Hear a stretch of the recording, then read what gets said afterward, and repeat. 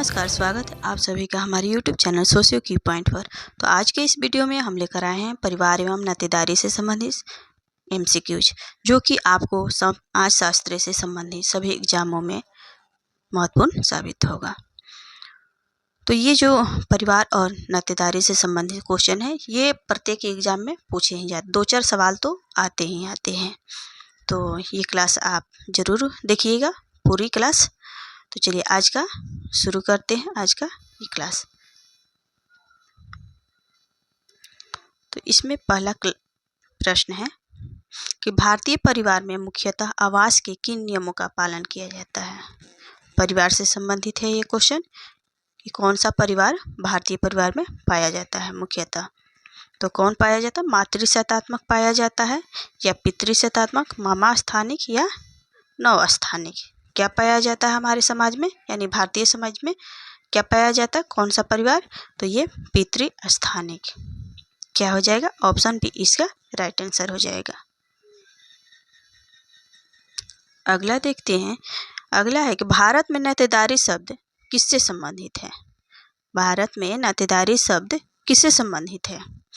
किसी जनजाति के सामाजिक संरचना से, या किसी जनजाति के बहिर्विवाह वर्गों के विभाजन से, या श्रम विभाजन की प्रकृति से, या जनजातियों का विवाह संबंधी रीतियों से। तो किससे संबंधित है नातेदारी शब्द? तो ये संबंधित होता है किसी जनजाति की सामाजिक संरचना से। ऑप्शन ए इसका राइट आंसर हो जाएगा।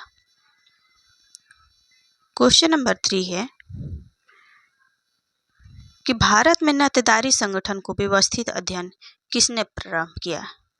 सबसे पहले भारत में नातेदारी संगठन को किसने व्यवस्थित अध्ययन किया था? तो ये करती हैं इरावती कार्वे। ऑप्शन बी इसका राइट आंसर हो जाएगा। अगला क्वेश्चन है कि किन जनजातियों में मातृसत्तात्मक परिवार होता है। इनमें से किस जनजाति में मातृसत्तात्मक परिवार पाया जाता है? गोंड, खासी, मुरिया या गारो। किसमें? इसमें कूट के माध्यम से बताना है कि कौन कौन सी जनजाति में मातृसत्तात्मक परिवार पाया जाता है। तो ये पाया जाता है खासी जनजाति और गोरा जनजाति में। तो 2 और 4 सही होगा। इसमें 2 और 4 किस में है? सी में है। ऑप्शन सी इसका राइट आंसर हो जाएगा। कौन कौन सा? खासी और गोरा, ये 2 परिवार जो है जनजातीय परिवार मातृसत्तात्मक परिवार है। अगला क्वेश्चन है कि निम्न में से संयुक्त परिवार की विशेषता नहीं है। इसमें बताना है कि संयुक्त परिवार की विशेषता क्या नहीं है। सामान्य संपत्ति, सामान्य रसोई, सीमित आकार, या सदस्यों का निश्चित संस्तरण। तो क्या हो जाएगा कि संयुक्त परिवार में क्या इसकी विशेषता है? तो विशेषता ये होती है कि सामान्य संपत्ति, यानी कि सबकी सम्मिलित संपत्ति होती है, उसमें अपना अपना संपत्ति नहीं होता है, और एक ही रसोई पाई जाती है, और सदस्यों की निश्चित संस्तरण पाया जाता है। लेकिन क्या होता है? सीमित आकार इसका नहीं होता है, असीमित होता है।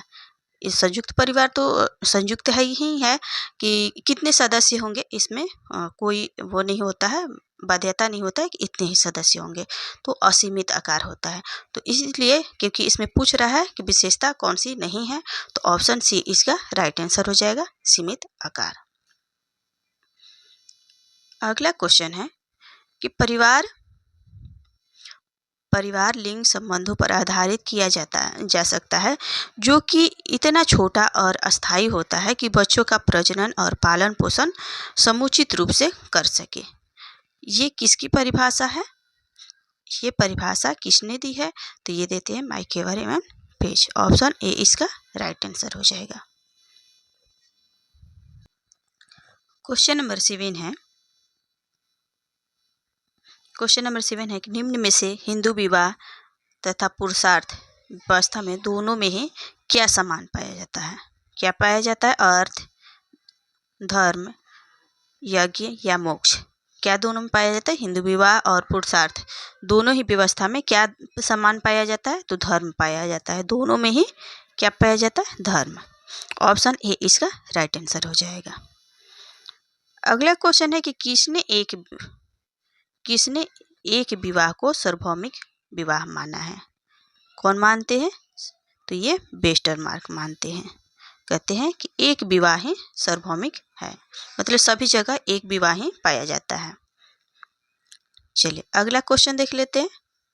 अगला क्वेश्चन है कि सजातीय नातेदारी का क्या अर्थ है? सजातीय नातेदारी का क्या अर्थ है? क्या होता है? समान पूर्व जन्म, मुख्य समूह से निकली उपशाखाएं, समान पूर्वज या उपरोक्त में से कोई नहीं। तो क्या हो जाएगा इसका राइट आंसर? इसका राइट आंसर हो जाएगा ऑप्शन बी, मुख्य समूह से निकली उपशाखाएं सजातीय नातेदारी होती है, सजातीय नातेदार होते हैं। अगला क्वेश्चन है कि वह कानून जो माता पिता की राय के बिना विवाह को स्वीकृति प्रदान करता है, वो कौन सा कानून है जो माता पिता के राय के बिना विवाह को स्वीकृति प्रदान करता है? कौन सा है? तो ये होता है विशेष हिंदू विवाह कानून 1954। राइट आंसर ऑप्शन बी हो जाएगा। अगला क्वेश्चन है कि किसने मातृसत्ता की अवधारणा पर समाज का अध्ययन किया है? किसने मातृसत्ता की अवधारणा पर समाज का अध्ययन किया है? तो ये करते हैं मैकक्लिनन। ऑप्शन सी इसका राइट आंसर हो जाएगा। अगला क्वेश्चन है कि किस जनजाति में लड़कियों द्वारा कौमार्य अवस्था में विवाह संस्कार के रूप में तली बांधने की प्रणाली पाई जाती है? क्या तली बांधने की प्रणाली अपनाई जाती है किसमें? तो ये नायर जनजाति में। ऑप्शन बी इसका राइट आंसर हो जाएगा। अगला क्वेश्चन है कि हिंदू विवाह अधिनियम 1955 बहिर्विवाह नियमों के किस नियम को सम्मिलित नहीं करता है? इसमें पूछा गया है किसमें सम्मिलित नहीं करता है, तो किससे करता है? तो गोत्र और प्रवर को इसमें सम्मिलित नहीं करता है। तो ऑप्शन इसका बी आंसर हो जाएगा। चलिए अगला क्वेश्चन देख लेते हैं। अगला क्वेश्चन है कि निम्न में से कौन सी विशेषता भारतीय संयुक्त परिवार को संगठित रखती है? इनमें से कौन सी विशेषता है जो संयुक्त परिवार को संगठित करके रखता है? सामान्य संपत्ति या पितृ पूजा या भौतिक समृद्धता या मोक्ष का साधन? इनमें से कौन सी ऐसी विशेषता है जो संयुक्त परिवार को बांधे रखता है? तो कौन कौन सा हो जाएगा? सामान्य संपत्ति और पितृ पूजा, 1 और 2। ऑप्शन सी इसका राइट आंसर हो जाएगा। अगला क्वेश्चन नंबर 15 है कि निम्न में से कौन सी जनजातीय समाज मातृस्थानिक है? इसमें से कौन सा मातृस्थानिक जनजाति है? तो ये कौन हो जाएगा?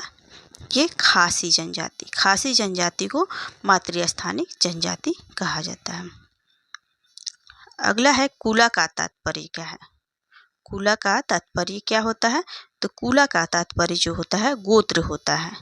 ये अलग अलग जनजातियों में अलग अलग नामों से जाना जाता है, जैसे कि थारू में कुला को या गोत्र को क्या बोला जाता है? कुरी बोला जाता है। गोंड में कुर बोला जाता है गोत्र को। नागा में खिल बोला जाता है। शिव में कुल बोला जाता है, कुला बोला जाता है। तो इस तरह इसका राइट आंसर ऑप्शन ए हो जाएगा। अगला क्वेश्चन है कि ज्येष्ठ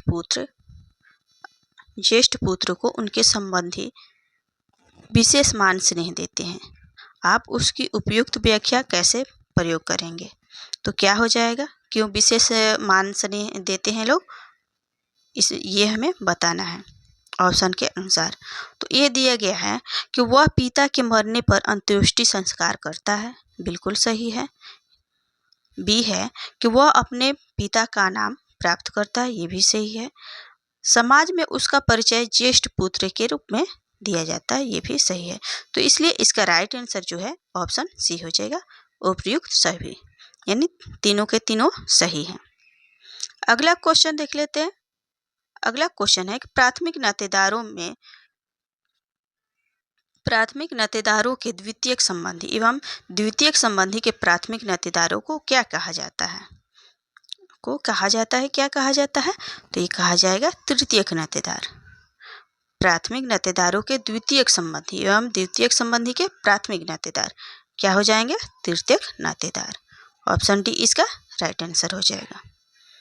अगला क्वेश्चन है एकांतिक नाभिकीय परिवार की अवधारणा किसने दिया है? तो ये देती हैं टालकट पार्सन्स। ऑप्शन बी इसका राइट आंसर हो जाएगा। अगला क्वेश्चन है कि निम्न में से कौन सा संयुक्त परिवार को बनाए रखने के लिए उत्तरदायी है? इनमें से कौन सा कारक है जो संयुक्त परिवार को बनाए रखता है? व्यक्तिवादिता, संयुक्त संपत्ति, नगरीवाद या औद्योगिकवाद? तो क्या होता है? संयुक्त संपत्ति।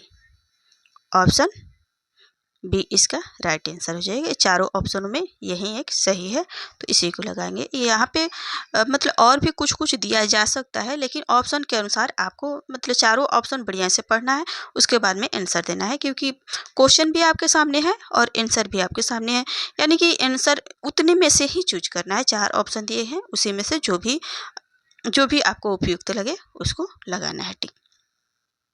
तो चलिए आगे देखते हैं।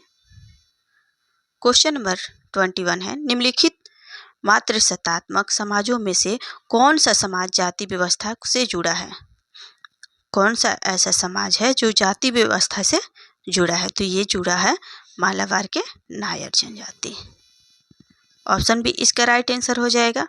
अगला क्वेश्चन है मार्डक के अनुसार कितने संबंधी द्वितीयक नातेदारी के श्रेणी में आते हैं? तो मार्डक ने नातेदारी के 3 प्रकार बताए थे, प्राथमिक नातेदार, द्वितीयक नातेदार और तृतीयक नातेदार। प्राथमिक नातेदार 8 प्रकार के थे और द्वितीयक 33 और जो तृतीयक थे, तृतीयक कितने होंगे? 151। तो इसमें पूछ रहा है द्वितीयक नातेदार, तो द्वितीयक नातेदार कितना हो जाएगा? 33। ऑप्शन ए इसका राइट आंसर हो जाएगा। चलिए अगला क्वेश्चन देख लेते हैं। अगला क्वेश्चन है कि रॉस की परिवार की परिभाषा में निम्नलिखित में से कौन सा तत्व सम्मिलित नहीं है? इसमें बताना है कि कौन सा तत्व सम्मिलित नहीं है, शारीरिक, सामाजिक, मनोवैज्ञानिक या आर्थिक। तो कौन सा नहीं शामिल है? तो इसमें शारीरिक, सामाजिक और मनोवैज्ञानिक इन्होंने अपनी परिभाषा में सम्मिलित किया है, जबकि आर्थिक को सम्मिलित नहीं किया है। तो इसलिए इसका राइट आंसर जो है ऑप्शन डी हो जाएगा, आर्थिक। चलिए अगला क्वेश्चन देख लेते हैं।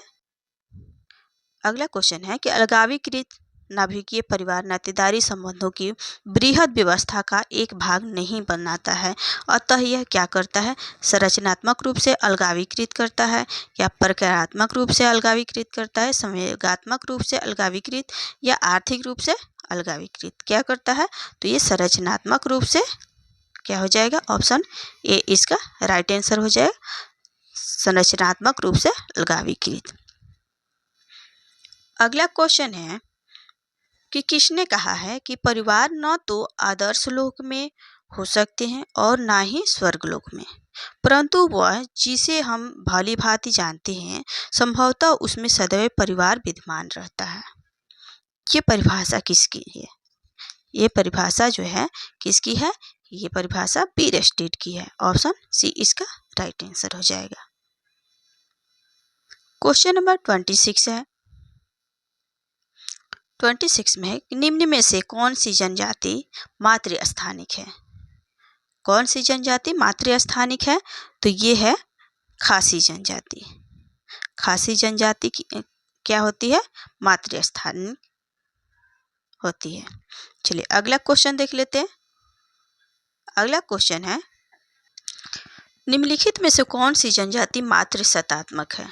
इसमें से बताना है कि कौन सा जनजाति जो है मातृसत्तात्मक है। तो ये कौन सा जाति? इसमें से गोरा, ओरांव, बिरहोर या मुंडा, कौन सा जनजाति? तो गारो जनजाति जो है मातृसत्तात्मक जनजाति है। अगला क्वेश्चन है कि निम्नलिखित में से कौन से विवाह संबंधी नातेदारी के उदाहरण है? इनमें से कौन सा विवाह संबंधी नातेदारी के उदाहरण है? पत्नी क्या होती है? विवाह से संबंधित होती है। भाई क्या होता है? ये तो रक्त संबंधी होता है। पिता ये भी रक्त संबंधी होते हैं।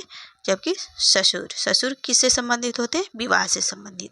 तो इसलिए इसका राइट आंसर जो है क्या हो जाएगा? विवाह से संबंधित नातेदारी पूछ रहा है तो पत्नी हो जाएगी और ससुर।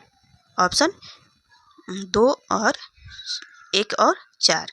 1 और 4 किस में है? ऑप्शन डी में है। ऑप्शन डी इसका राइट आंसर हो जाएगा।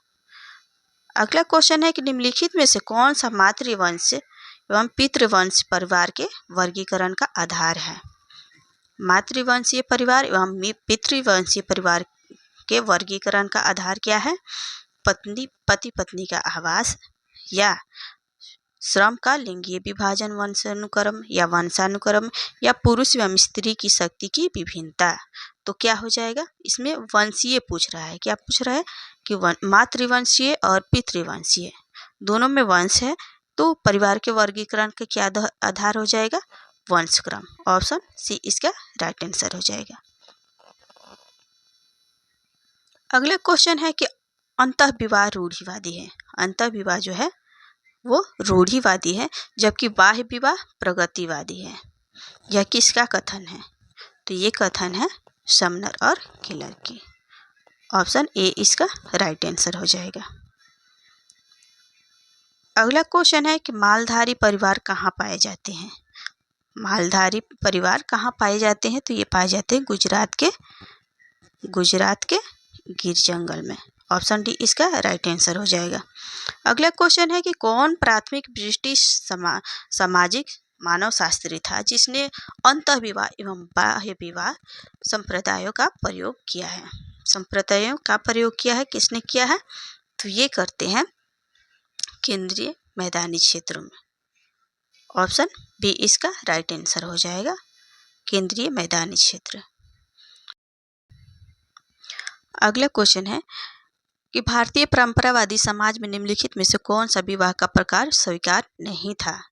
इसमें बताना है कौन सा विवाह का प्रकार स्वीकार नहीं था। पहले प्रतिलोम विवाह, अनुलोम विवाह, एक विवाह या अंतःविवाह। कौन सा विवाह पहले मान्य नहीं था? तो ये प्रतिलोम विवाह। ये आज के समाज में भी उतना मान्य नहीं है। ऑप्शन ए इसका राइट आंसर हो जाएगा। अगला क्वेश्चन है कि निम्न में से कौन सा युग्म गलत है? इसमें से बताना है कि कौन सा गलत है। ए है हिंदू स्त्रियों का संपत्ति पर अधिकार अधिनियम 1937। तो 1937 में ये लागू हुआ था। कौन सा? हिंदू स्त्रियों का संपत्ति पर अधिकार अधिनियम 1937, ये सही है। बाल विवाह निरोधक अधिनियम, बाल विवाह निरोधक अधिनियम 1939, ये गलत है। ये गलत है। ये कब हुआ था? 1929 में। 1929 में लागू हुआ था। और इसी अधिनियम के अनुसार जो पहले विवाह की आयु होते था ना, लड़कियों का 14 साल और लड़कों का 18 साल, इसे बदल करके विवाह की उम्र बदली गई थी। 18 साल लड़कियों का और 21 साल लड़कों का विवाह का उम्र तय किया गया। तो इसलिए इसका राइट आंसर जो है क्या हो जाएगा? ऑप्शन बी हो जाएगा। इसमें पूछ रहा है ना कि कौन सा युग्म गलत है, तो ऑप्शन बी गलत है। यहाँ पे 39 है जबकि 29 होगा। चलिए अगला क्वेश्चन देख लेते हैं।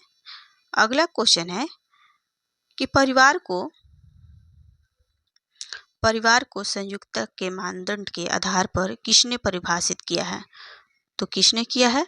तो ये करते हैं आई.पी. देसाई। ए इसका राइट आंसर हो जाएगा। अगला क्वेश्चन है हिंदुओं में विवाह को समझा जाता है। हिंदुओं में विवाह को क्या समझा जाता है? एक समझौता माना जाता है, एक अनुबंधन माना जाता है, परंपरागत अभ्यास माना जाता है, या एक पवित्र बंधन माना जाता है। तो हिंदुओं में क्या माना जाता है? विवाह को एक संस्कार माना जाता है, एक पवित्र बंधन माना जाता है। ऑप्शन डी इसका राइट आंसर हो जाएगा। अगला क्वेश्चन है कि उस पितृसत्तात्मक परिवार का नामकरण क्या होगा जहाँ पे एक पुरुष अपनी पत्नी, बच्चे, सास एवं साली के साथ निवास करता है? तो उस परिवार को हम क्या कह सकते हैं? तो उस परिवार को विस्तृत परिवार कहते हैं। उस परिवार को विस्तृत परिवार कहते हैं। संयुक्त परिवार इसमें नहीं होगा, एकाकी भी नहीं होगा और बहुतीय परिवार भी नहीं होगा। क्या होगा? विस्तृत परिवार होगा। अगला क्वेश्चन है कि जेम्स फ्रेजर के अनुसार जनजातियों में ममेरे फुफेरे भाई बहनों में विवाह प्रचलित था। क्यों वहाँ पे ऐसा प्रचलित था ममेरे और फुफेरे भाई बहनों में विवाह? तो ये दिया गया है ए दिया गया है, स्त्रियों का वाणिज्यिक मूल्य अधिक था। बी है, गरीबों के पास विकल्प नहीं था, अतः वे इसे अपनाते थे। सी है, इसका उद्देश्य अंतर्वैयक्तिक संबंधों को मजबूत बनाना था। और चौथा दिया गया है कि यह सामाजिक मनोवैज्ञानिक प्रकार पूरा करता है। तो क्या हो जाएगा इसका राइट आंसर? इसका राइट आंसर हो जाएगा स्त्री का वाणिज्यिक मूल्य अधिक था। ठीक, स्त्रियों का वाणिज्यिक मूल्य जो था वो अधिक था और गरीबों के पास विकल्प नहीं था, अतः वो इसे अपनाते थे। तो इसलिए इसका राइट आंसर जो है क्या हो जाएगा? 1 और 2, ऑप्शन सी इसका राइट आंसर हो जाएगा, ऑप्शन सी। अगला क्वेश्चन देख लेते हैं। अगला क्वेश्चन है कि भारतीय विस्तृत परिवार के लिए संयुक्त परिवार की अवधारणा किसने दी है? तो किसने दी है? मैक्स मुलर, श्रीनिवास कपाड़िया या मिलर? तो ये देते हैं मैक्स मुलर, ऑप्शन ए इसका राइट आंसर हो जाएगा। अगला क्वेश्चन है कि यह तर्क किसने प्रस्तुत किया कि परिवार का सर्वोत्तम रूप एक संघर्ष के केंद्र के रूप में समझा जा सकता है? तो ये किसका मानना था? ये हर्टमैन का, ऑप्शन सी इसका राइट आंसर हो जाएगा। तो आपने हमारा वीडियो लास्ट तक देखा, इसके लिए आपका बहुत बहुत धन्यवाद। अगर आपको कोई डाउट रह गया हो तो आप कमेंट कर सकते हैं, और वीडियो पसंद आया होगा तो आप हमारे चैनल को लाइक, सब्सक्राइब एंड शेयर कर सकते हैं।